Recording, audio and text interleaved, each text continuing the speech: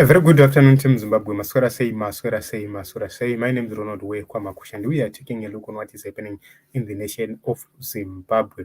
So, according to this Newsday report, Zimbabwe Electoral Commission presented its budget to the government, to the treasury, but the treasury came back and announced that they reduced the demanded budget. So let us take a look on the figures.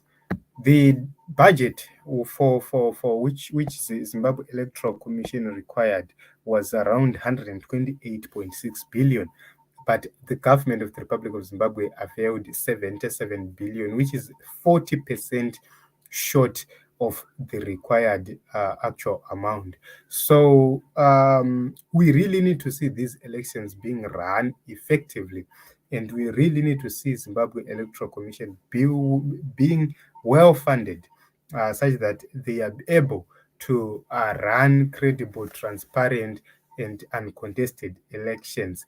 But with this happening, I believe that it is going to be a very difficult situation, a very difficult issue. In the past, we've seen Zimbabwe Electoral Commission being put to task by the opposition because of the way they have been printing their ballot papers. They print their ballot papers in black, whereas if you take a look on other countries, they print their ballot papers in color. So honestly speaking, that is a cause of concern as well. But you see that these people will continue to give excuses, and these excuses won't be sufficient enough for us to actually accept them. So this will be put the blame on the government to Hakuna Mari. However, several organizations and several countries, they have donated to the Zimbabwe Electoral Commission.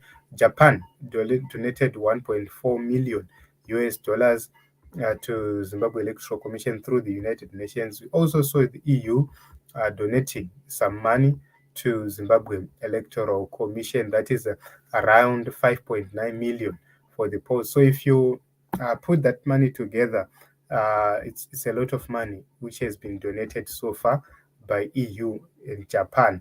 Saka, we just hope to see this 2023 election being done in a different way, despite the shortages of funds which are widely reported. So let us take a look. Tichiona zvedu takagara kumaterrace as citizens, but tichiregister kuvota, because that is what we have to do. Enda unoregister kuvota, that is not negotiable. Enda unovota, that is not negotiable. If you don't vote, you are part of the problem. If you are not registered to vote, you are part of the problem. If you encourage people not to vote, you are also part of the problem. So this is it in Zimbabwe. My name is Ronald Kwamakusha.